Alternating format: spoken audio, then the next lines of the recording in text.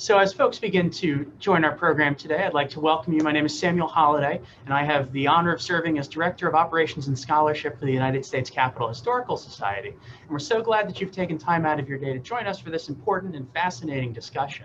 Before we get into the content of today's presentation, I'd like to go over a few housekeeping matters for how we like to use this Zoom webinar platform to reach you, our audience.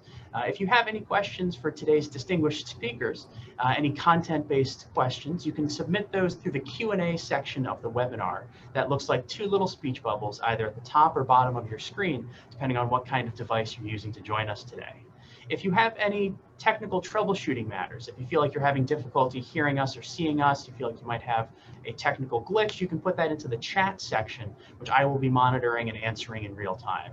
So once again, any content-based questions for our wonderful speakers can go into the Q&A section of the webinar. It's now my great pleasure to introduce the President and CEO of the United States Capitol Historical Society, Jane Campbell, to start our program. Jane?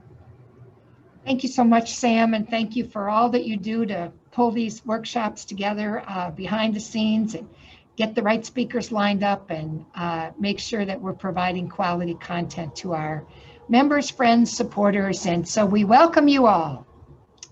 We are now midway through our series that we have called Toward a More Perfect Union. And we set this series up, started in October and is running all the way through May, to look at the continuing process that we are going through in this country to try to meet the values that were set forth by our founding fathers. Recognizing, yeah, they were all fathers, they were all men, they were all white. Some of them owned people and thought that was okay. But even that flawed group of people put forth a Constitution and a Declaration of Independence that we use as a touchstone today in talking about equal opportunity and justice and access. And part of that is access to economic opportunity.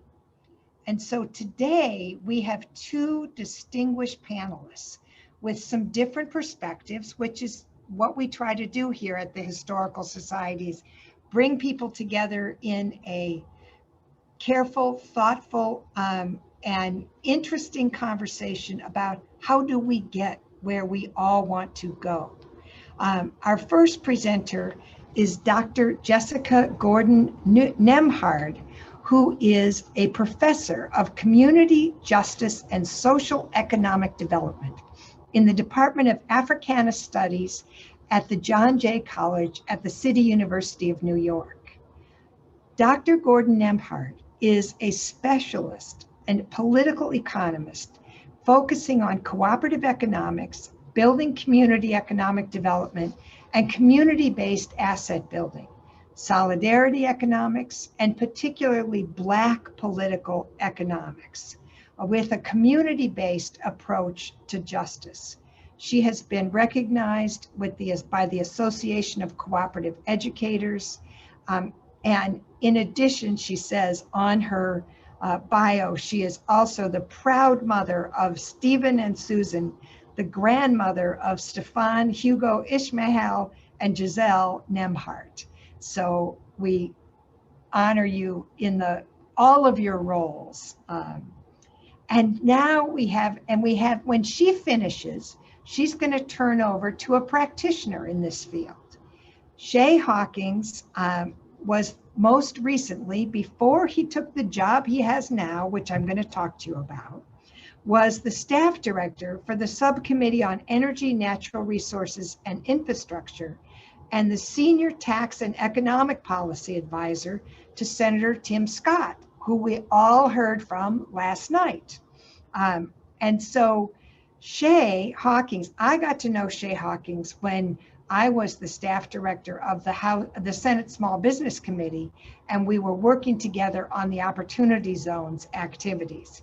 So Shay took all that experience he had serving as Senator Scott's lead tax policy advisor and co-founded the Opportunity Funds Association to bring all the people who were trying to make opportunity funds really work in the community together, and is now looked at as one of the leading experts in the country on what's the promise of opportunity zones and how do we get there. Just yesterday, he was testifying to the Congress about what it is we need to do and where we need to go.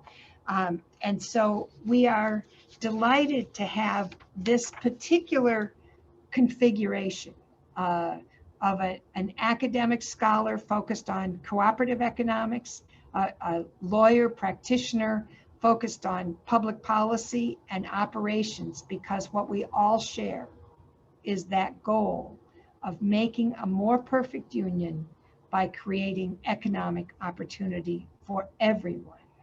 So that being said, Dr. Gordon-Nembhard, please start us off. It's such a pleasure to be here. Thank you so much. Great introductions. Thank you and Sam for all the back work. I'm going to share my screen. I think it's going to work. Right, we got it. You guys see it? So I want to talk about African American cooperatives and economic justice. I also want to open by acknowledging the original stewards of the land, wherever we are, the Native Americans and early stewards of the land. I want to welcome my ancestors and your ancestors into this space with us, and I want to acknowledge our elders. I also just want to acknowledge the struggles of enslaved laborers, all those who continue to labor without just compensation, and acknowledge that claim to land and resources as well. And, a quick moment to remember those fallen, killed by police brutality and other forms of racism and anti-Blackness. So thank you for having me. So I want to talk today about cooperative economics, and in a minute I'll actually explain what co-op businesses are, but I wanted to start out by letting you know that I've done research, and in a minute I actually will show you a copy of my book on African American co-op history. And what I found was that we have had a long and strong history of cooperative ownership, mutual aid, especially in reaction to market failures and economic racial discrimination. It's been mostly a hidden history and complicated by marginalization and thwarted by racial discrimination and white supremacist violence, but it's also been a very successful, exciting history to talk about. I was able to, I spent about 15 years collecting as much information as I could, and then published the book Collective Courage, A History of African American Cooperative Economic Thought and Practice in 2014. And then recently I worked with a woman, Esther West, at the University of Wisconsin Center for Cooperatives, who started to look at Latinx co-ops. And so we're getting a richer and richer history about the ways that different groups have used cooperative economics, solidarity economics, mutual aid in order to really not just survive, but also to thrive, to address racial justice issues, and to combat marginalization in our economy. So again, I think I said this already, but African Americans, in their search for economic solutions to address inequality and discrimination, have found collectivism, right? Mutual aid, working together. We used African retentions because early African civilizations used cooperation and economic solidarity. We used our notions of self-help, right? That we can do this ourselves. Even voluntary segregation, meaning we voluntarily decided to do economic things with other Black folks that we could trust, right? And created co-ops, economic democracy, some semblance of racial self-sufficiency.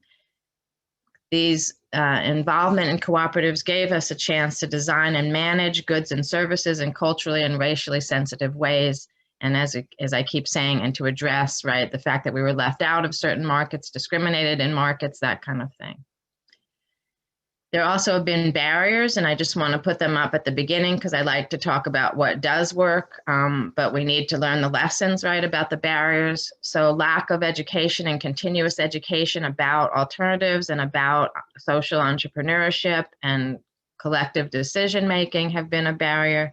Access to equity and capital, capitalization of co-ops have been barriers. Lack of supportive, uniform policies and regulations, and I'll get back to policies and regulations toward the end. And then economic and financial sabotage, the range from no bank loans or lines of credit because white banks said they didn't want to support Black co-ops, insurance companies raising the rates on co-ops, transport like railroads not being willing to transport co-op products, to excessive competition, especially by white competitive businesses, and then all the way of sabotage from white supremacist terrorism against the Blacks who are practicing these things and against the actual co-op businesses. So we've had a lot of things to struggle against in addition to just racism and marginality in the economy in general. But yet you'll see there's this just rich, beautiful, long, continuous history of mutual aid and co-op accomplishments. And this list I have here about the ways that co-ops have helped African Americans, really, you could put any group in there.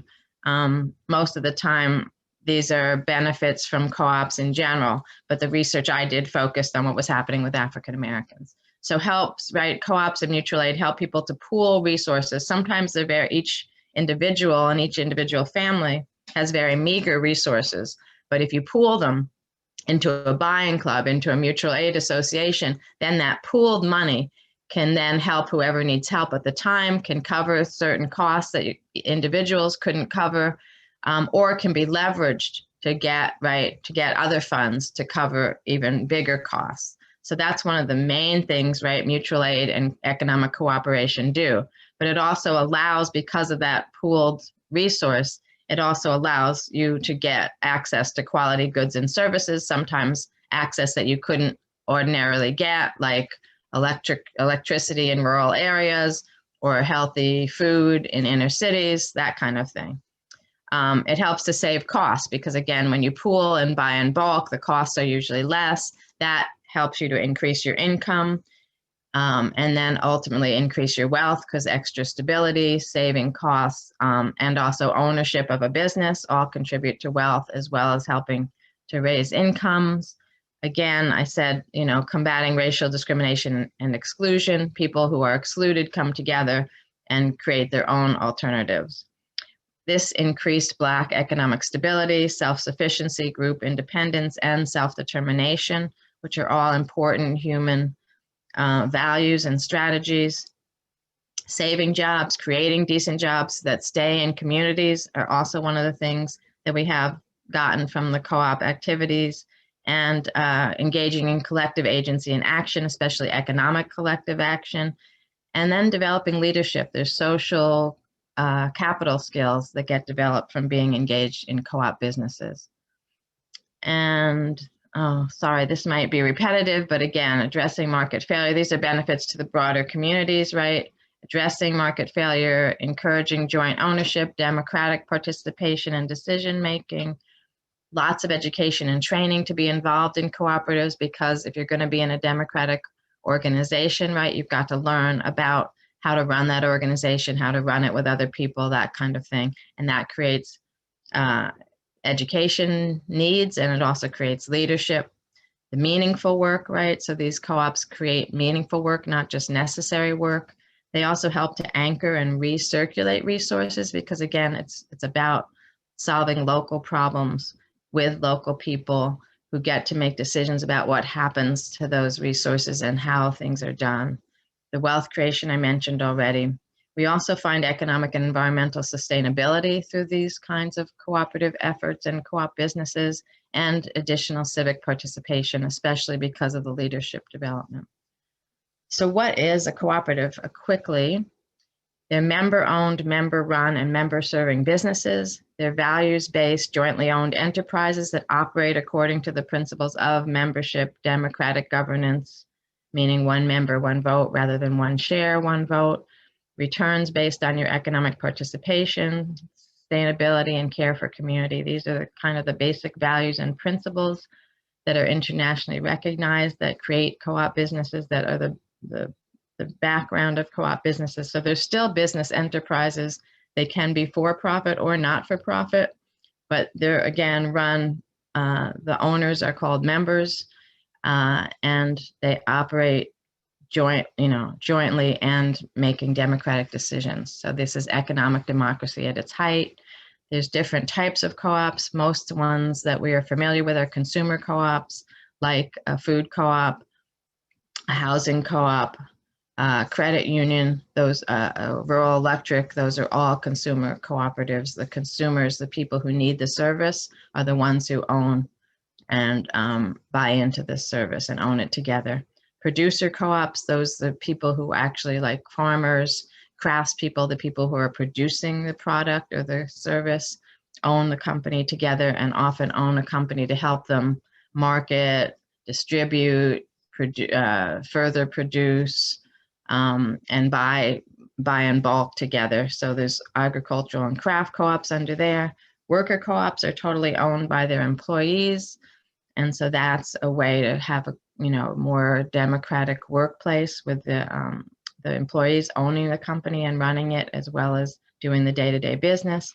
And then we also have hybrid multi-stakeholder co-ops, which combine consumers and workers, producers and workers, community and producers, that kind of thing. We find co-ops all throughout all populations in every era on every continent. Right? They connect with the universal notions of common good, commons, commonwealth, collectivism. In the Kwanzaa principles, we talk about collective work and responsibility that come out of Southern and Western African civilizations. We know that there are indigenous cooperative efforts in every population, First Nations, Native Americans in the North America, early African civilizations, early Asian civilizations, all practiced economic cooperation and mutual aid. And the mutual aid associations, revolving loan funds, the SUSUs, rotating savings and credit are all examples of sort of precursors to more formal co-op business ownership. So that's why we say co-ops are very universal, very much about how human beings actually relate economically. And we can find examples in every society. So a quick examples in my last, I think I have probably 5 minutes left. Hopefully I have 5 minutes left. I want to do some examples throughout time. So late 1800s, the Knights of Labor was actually an integrated early labor union that also promoted cooperative development, integration, and populist notions. They actually organized about 200 industrial co-ops between 1886 and 1888, so just in a 2-year period. They promoted women's leadership and Black leadership at a time, if you don't know the 1880s, this was a time of backlash. The Reconstruction period was over. It was the rise of the Jim Crow South and white supremacist violence and the Ku Klux Klan, but yet there were these very well-organized, very progressive labor unions that were also doing co-op development and some political strategy. And as I said, promoting women and Black leadership. So very important early organization, and to sort of see how even under the worst repression, one of the worst repressive times in US history, that unionization, worker co-ops, cooperatives, integration were all actually together. The Cooperative Workers of America was another similar group, also operating in the late 1800s. They won co-op stores, co-op school systems, good wages, and they used Black organizers and connected with Black churches to do co-op development. In Richmond, Virginia in 1885, there was a fascinating process with the Knights of Labor that was a joint Black and white effort to win control of the city council in Richmond. And they won control of the city council. One of their big platforms was that the former city council was going to rebuild the Richmond City Hall using convict labor from the state prisons. And they didn't want that. They wanted the city hall to be built with integrated unionized labor that hired worker co-ops, worker construction co-ops that used women's labor, and that let Blacks and whites have union wages and work together to build the city hall. And that's what they were able to do because they won control of city council. So that's a sort of where economic development and policy and political control kind of all came together, again, 1885, early on, in a period, very repressive period. That same period, there was a black only co-op organization, the Colored Farmers National Alliance and Cooperative Union, formed to aid Black farmers and Black farm workers to be able to own land, make a living, combat the repressive era. So they were a political party, a mutual aid society, a labor union, and a co-op development organization. So again, an interesting combination of all those politics and economics. They established co-op stores, shared equipment, and did lending circles also to help people buy land, buy the equipment they needed, that kind of thing, and co-op marketing. Fast forward to the Great Depression, so another period of economic strain and trouble. Gary, Indiana had a fabulous project in the late 1930s, Consumers Cooperative Trading Company. They started out actually with a study group out of one of the Black high schools in their neighborhood. The last bank branch had left. They didn't have a store, they didn't have a gas station, so they came together to talk about what could they do together as a community. They started learning about cooperative economics. They opened their first grocery store, and in a year it was the largest Black-owned grocery store in the United States during the Great Depression. They also then started a credit union, a second grocery store, and a gas station. And so again, they put all the pieces together to satisfy all the needs that they had during the Great Depression. And then Washington, D.C., I assume a lot of you are from Washington, D.C., 1936, still during the Great Depression.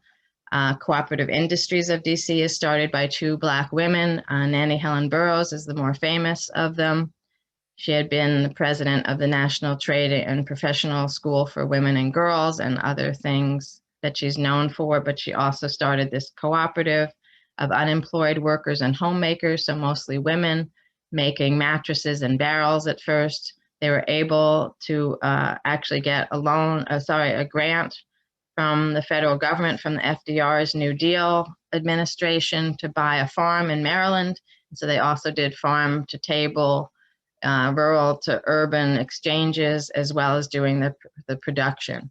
And again, their point of starting a worker co-op, and then they actually had a hybrid co-op, a producers co-op with the farm, but first it was a workers co-op, was to make sure workers got good skills and better incomes, especially again during the Depression.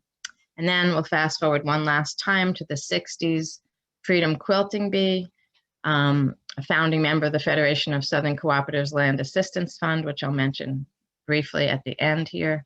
It's a sewing cooperative started by sharecropping women in 1967. They sold their quilts for extra income. That income actually allowed them in 2 years to buy 23 acres of land. So then instead of making the quilts at home, they now had a sewing factory. They started working in their own factory. That meant they needed services for their children and families. So they also started a child care center, after school programs, summer programs. And so you can see again how the co-op and coming together as a co-op allowed them to address multiple community and family issues. The other thing for Freedom Quilting Bee was owning land was quite a coup for them, because this was the time when sharecroppers were being evicted from their properties because they registered to vote. And so now with Freedom Quilting Bee having their own land, they were able to actually lease some land to evicted sharecroppers, and even sold a couple of their acres to evicted sharecroppers, and so helped other sharecropping families to survive, thrive, and to even get out of that debt peonage situation. So again, the co-op is solving multiple problems. It starts to solve one problem and then solves multiple problems. And then the last thing I want to mention is the Federation of Southern Cooperatives, which still exists today. Freedom Quilting Bee was one of the founding co-ops of it.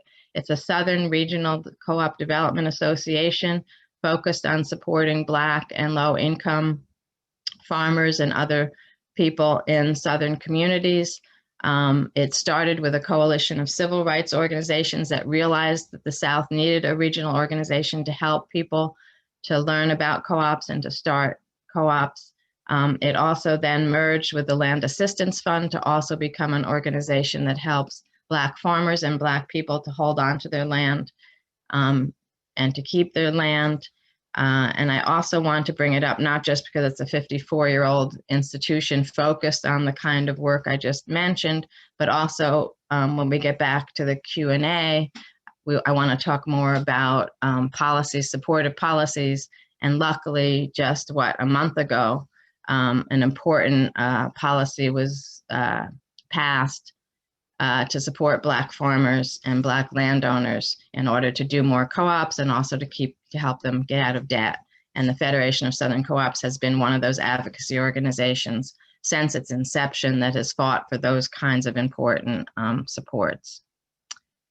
So hopefully you see how transformative co-ops have been, especially changing people's lives, giving them more control. But we also see a growing sector in worker co-ops in healthcare, childcare, temporary services.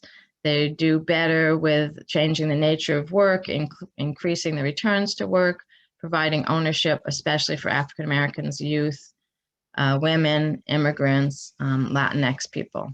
So let me stop there.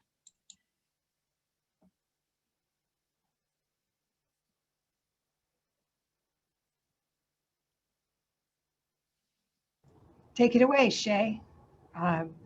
So we've got excellent. One strategy, and now you got another strategy. Tell us about your work. Absolutely. Well, that was fascinating, Professor. And as I mentioned to you before, I had some experience and have seen some of the cooperatives that you're describing sort of up close in my time when I lived in Harlem. And I saw that in the real estate markets developing there, where there were buildings that were available at relatively low prices that were going to be very valuable down the road as the neighborhood was sort of revitalized, and you saw often existing residents come together to form co-ops to purchase the buildings and then be a part of that development. So that is absolutely fascinating, and it was fascinating to see up close. As was mentioned, my name is Shay Hawkins, and I am the co-founder of the Opportunity Funds Association. And the organization exists to promote a policy called opportunity zones. And so opportunity zones are tax advantaged investments in distressed neighborhoods. There are 8,700 census tracts across the 50 states, the District of Columbia, and the 5 territories that have been designated for a specific type of tax advantaged investment that has to do with capital gains. And so what I'm going to do is walk through a quick example of what those advantages look like. But if you're not a tax person or a finance type, then just understand that opportunity zones allow for special tax advantages when you invest in certain distressed areas, areas that have an poverty rate above 20% and an average income that's less than 80% of the state average. So let's say you have $1 million worth of Microsoft stock, and that million over time goes to $2 million. So that would be a $1 million capital gain. Normally, under normal circumstances, you would owe about $200,000 in tax on that capital gain when you sold that stock.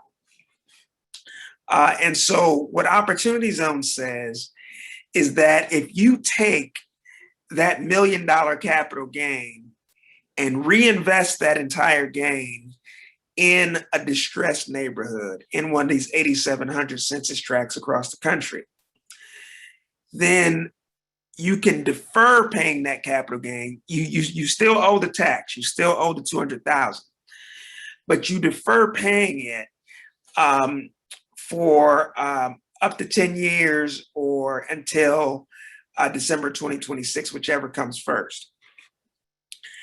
And the second advantage is when you invest in a company in an opportunity zone, the capital gain on that company's growth. Let's say you invest your $1 million in a company that grows to be $100 million company.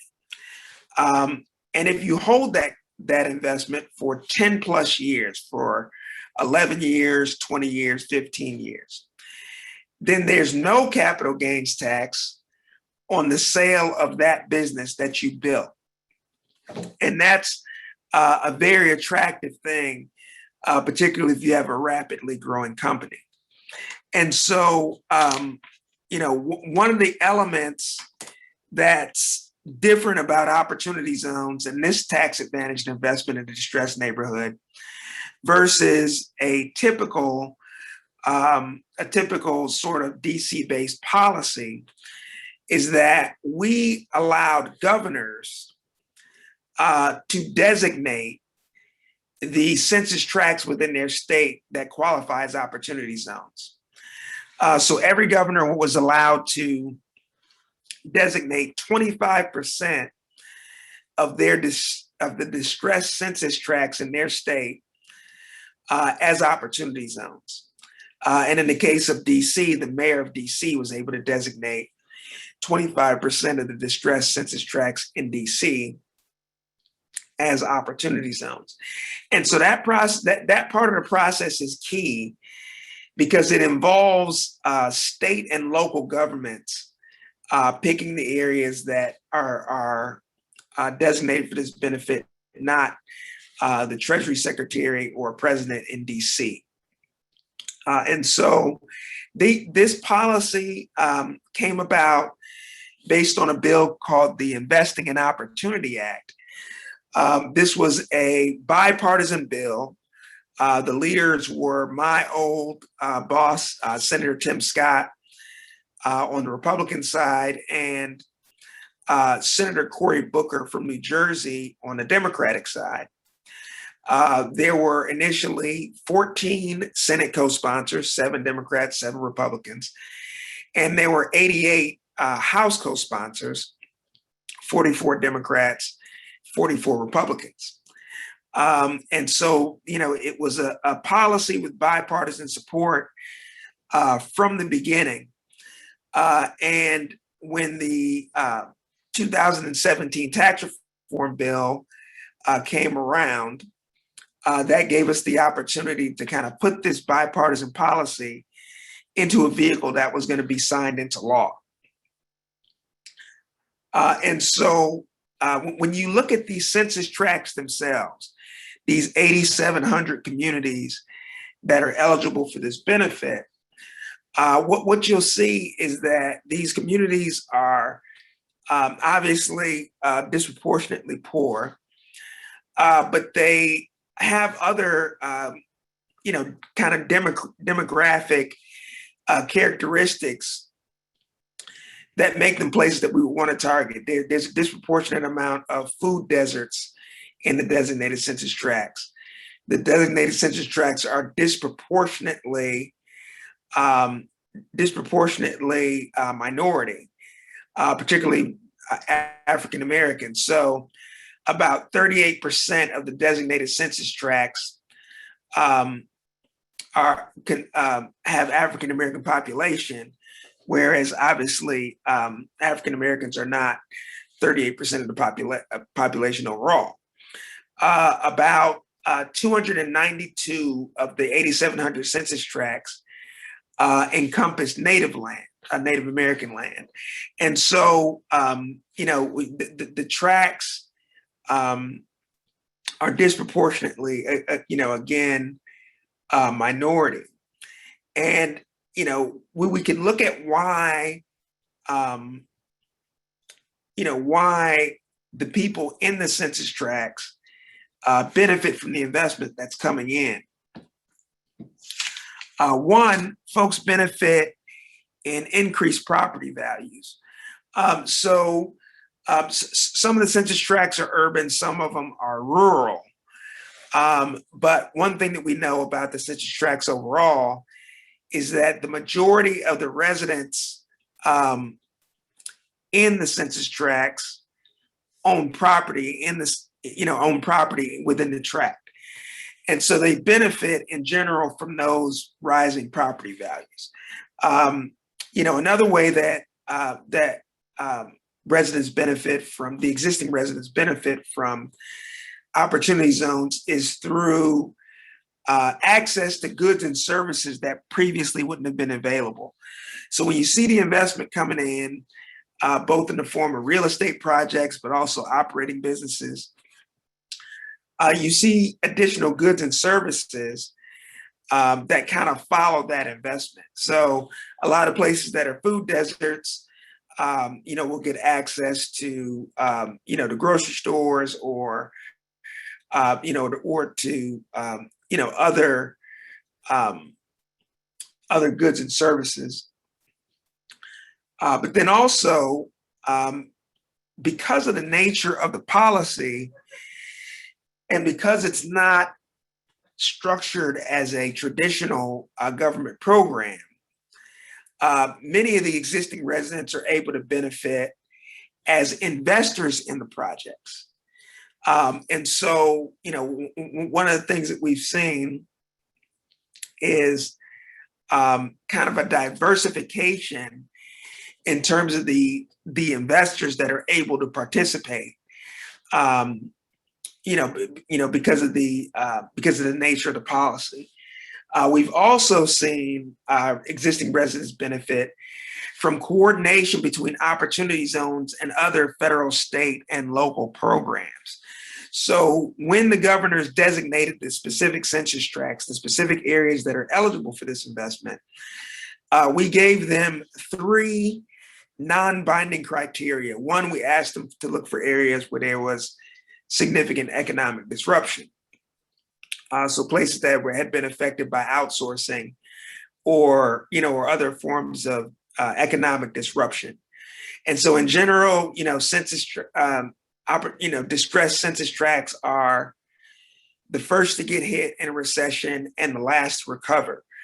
And so, we asked for governors to look for places where there was a great need. We also asked governors to look for areas where there was a significant opportunity, no pun intended, but a place where a potential investor could turn $1 into $10, places that would be attractive to invest in. And then finally, we asked for governors to look for places that had mutually reinforcing state, local, and federal policies. Policies that could be utilized to kind of bolster opportunity zones and allow communities to build on the capital that was coming in the opportunity zone. So a lot of times you'll see opportunity zone capital coming in, but along with that, you'll see investments from nonprofits. You'll also see investments from non-opportunity zone investors, but people that want to take advantage of the economic activity that's generated. And then finally, a lot of times you'll see public investment that can kind of be, that can kind of leverage what's happening with opportunity zones.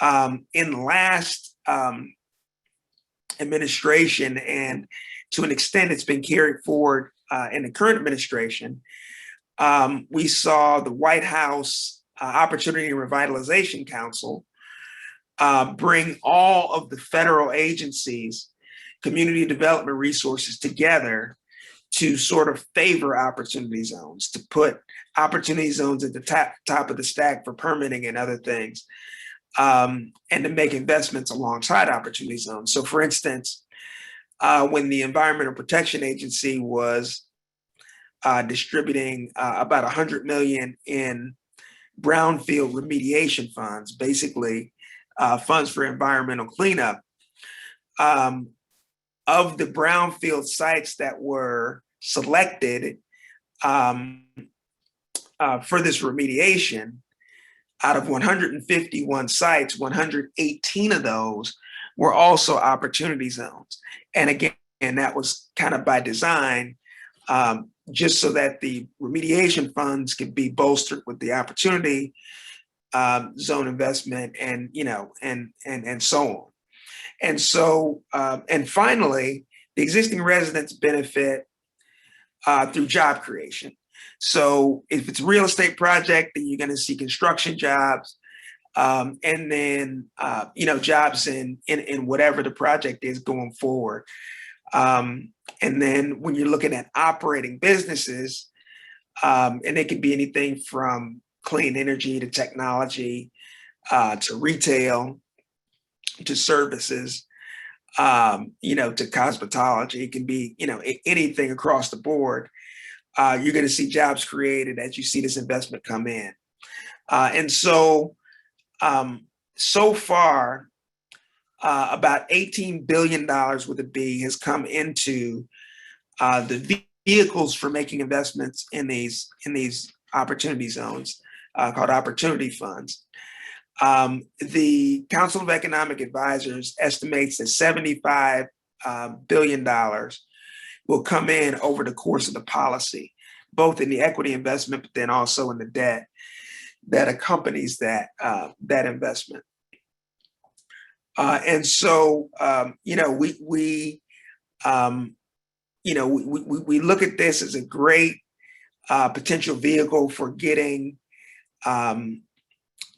capital into minority neighborhoods, but also as a vehicle for getting capital into the hands of minority entrepreneurs who are building, businesses in these neighborhoods. And finally, I want to discuss how we can improve these policies.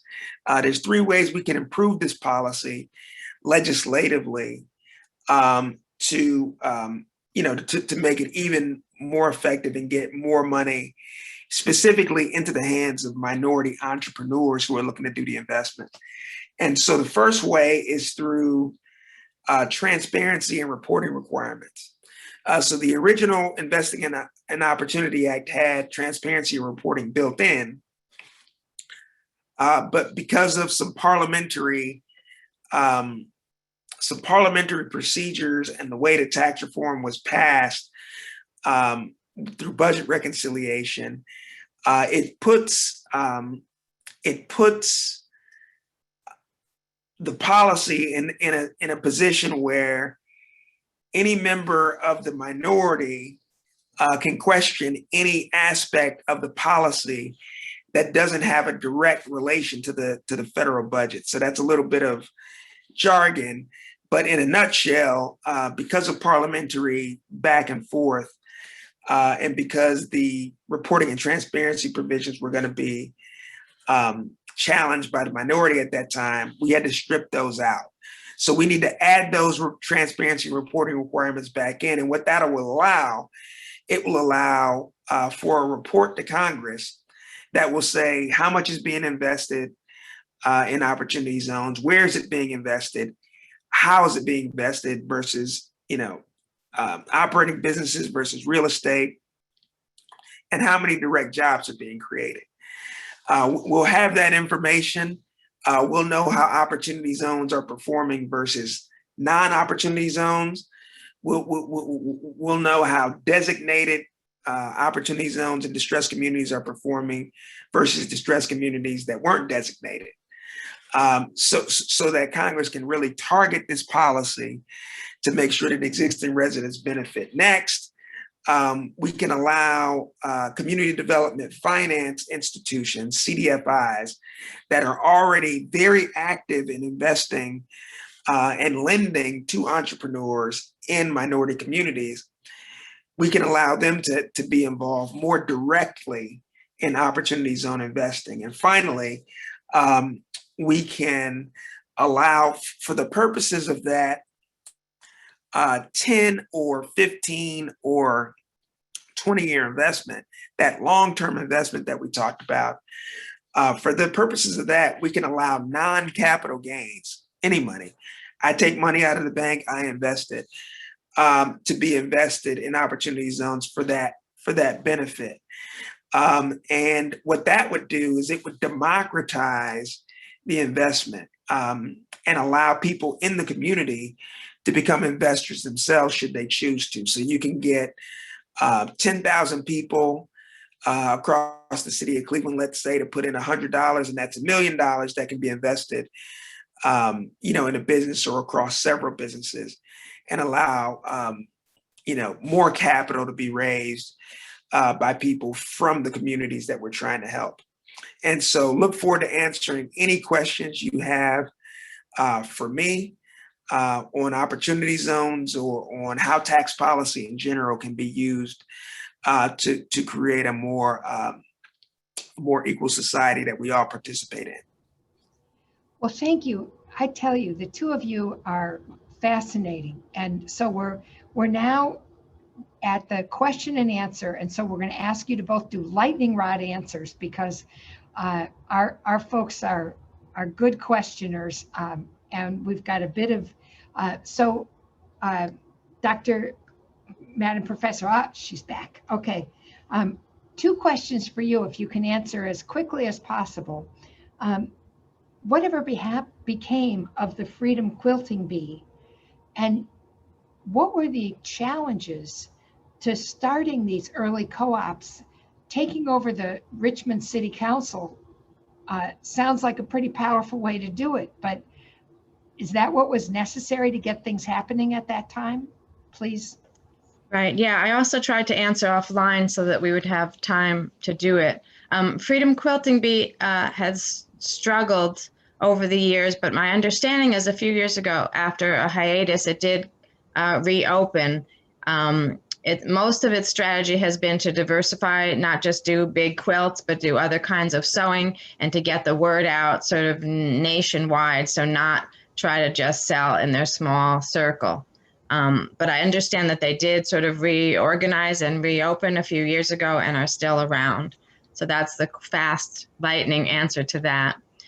In terms of the Richmond, Virginia example, I find it fascinating too. That's why I start talking about it all the time, especially because of the times. The 1880s were just a rough time all around. And so it's amazing that they both were able to take over the city council and to get unionized co-op work that was integrated at a time like that. And I think the thing was the persistence, the unified, there was a unified strategy. So there was a lot of strategy before they did the takeover, it was a unified strategy because in that time, the Black and the white chapters of the Knights of Labor could not meet in the same room, because of segregation. So they actually had to figure out ways to galvanize their joint constituents without physically being able to be together. So in some ways, it's kind of a lesson for COVID, because you can't physically, socially be together, but you can figure out how to do a strategy and how to win an election anyway.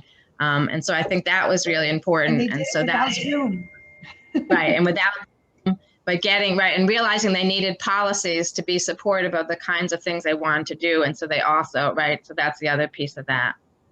I don't know if now's the time. I did want to quickly mention some supportive policies for co-ops, or I could do that in the second round if you want. Let's do that in the second round, because I've got one question for Shay that has come up a couple times, and may Shay, as you answer this question, also see, is there any relationship of these co-ops? Have there been any co-op experiences in the opportunity zones? And but one of the questions, and you alluded it toward the end of your presentation, that how do the opportunity zone investments encourage gentrification? How do you make sure that the people who live there are benefited? Yes. And so of the 8,700 census tracts that were designated for this benefit, there are 3 to 4% of the designated census tracts were on a gentrification trend prior to opportunity zones, right? And so, so we're looking at really 200 or 300 census tracts out of 8,700 that we have to kind of watch closely, if you will. And the main tool that that local governments have in preventing gentrification while still kind of benefiting from the potential investment is zoning, you know? So, you know, if you don't want a Starbucks, you know, in this census tract, you know, you don't zone for a Starbucks, if you will, you know? And so that's kind of a key tool there. But it is something that we have to watch carefully. And that's one of the reasons that the transparency and reporting requirements are so critical. Because what we want to do is we want to be able to measure the activity that's happening in opportunity zones versus non-designated zones. So if we're in Chicago, let's say, you know, opportunity zones shouldn't be blamed for a gentrification trend that predated opportunity zones and will be there regardless of opportunity zones. But if we have the data, then we can say, okay, this census tract in Chicago was designated, this one wasn't, and there was more gentrification, let's say, in the opportunity zone tract, then we know that we have a potential problem there, you know. But in the overall, like I said, 96% of the census tracts were not on a gentrification trend at all.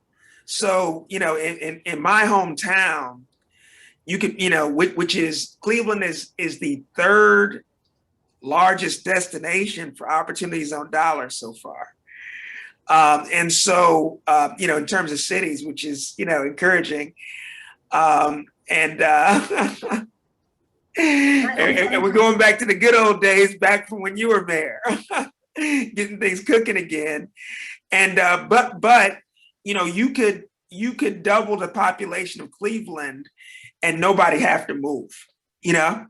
And so you know, and nobody be gentrified out. And so you know, we're watching it closely. We need those transparency reporting requirements. There's a bipartisan bill from Senator Sinema and Senator Scott, my old boss, to do that. And that way we could monitor that small percentage of tracts very carefully and make changes, you know, if there is gentrification. Professor, you've done a lot of thinking about what federal policies ought the Congress to be addressing to support the growth, nurturing, survival, vitality of co-ops. Do you want to share those at this time? Yeah, I have a quick slide just so keep me on track. And so let me talk about what policies have worked, right? And then what we still need. So we actually have pretty decent IRS tax categories for cooperatives and also tax credits for converting a business to a worker cooperative or to an ESOP. So that's been interesting. That's been helpful all along. We also have good credit union legislation. I hope everybody realizes that credit unions are financial cooperatives. There are some questions about the regulations for credit unions because sometimes they disadvantage credit unions as member organizations and try to treat them as commercial banks. So we have to watch that and keep making sure that there's supportive legislation for credit unions and community development financial institutions.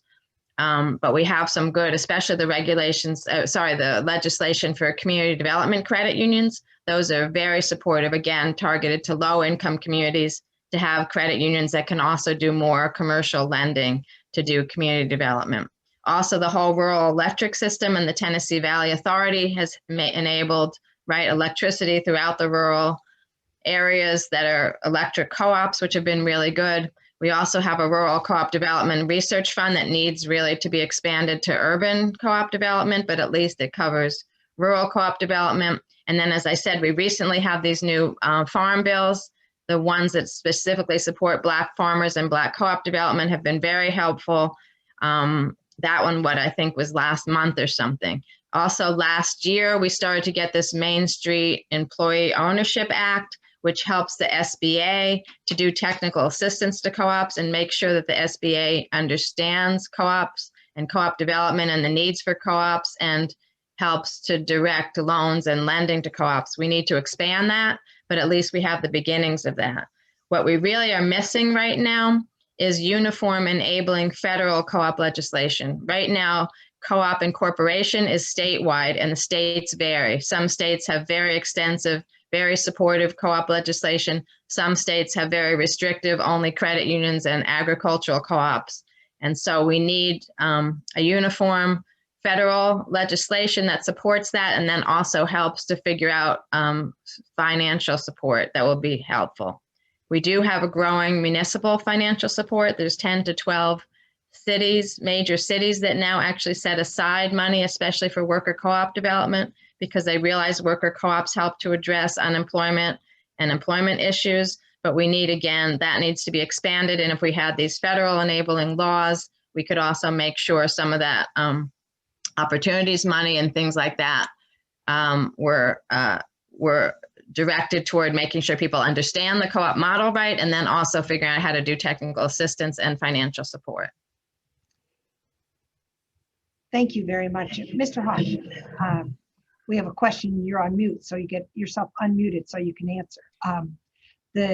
One of the questioners is, since we don't have the federal reporting yet legislation in order yet, has there been a think tank that has done a report? Is there something, our people like to go and read stuff.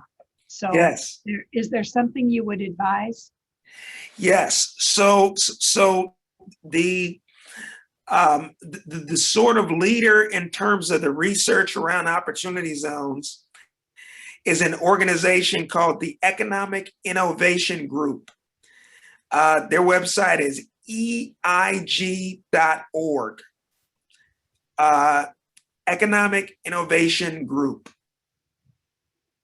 And this group, when President Biden was Vice President Biden, his senior economic policy advisor helped develop the concept behind opportunity zones. And then the Economic Innovation Group further developed that concept. And then Senator Booker and Senator Scott put it into policy.